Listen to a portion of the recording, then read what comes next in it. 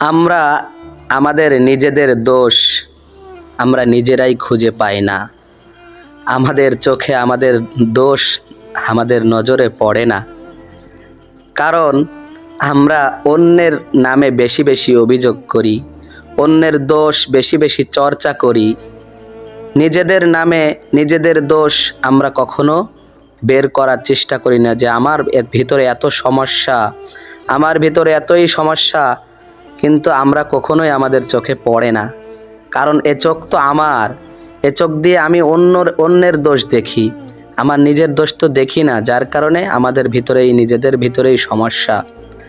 আমরা আমাদের জীবনকে যদি নিজের দোষগুলো খুঁজে সংশোধন করি, অন্যের নামে অভিযোগ না করি, অন্যের নামে দোষ না চর্চা করি, তাহলেই আমরা সফল হয়ে যাব, আমাদের জীবনটা উজ্জ্বলময় হয়ে যাবে এবং আমরা সংশোধন হয়ে যাব, আমরা পরিবর্তন হয়ে যাব এবং আমাদের জীবনটা আলোকিত হয়ে যাবে।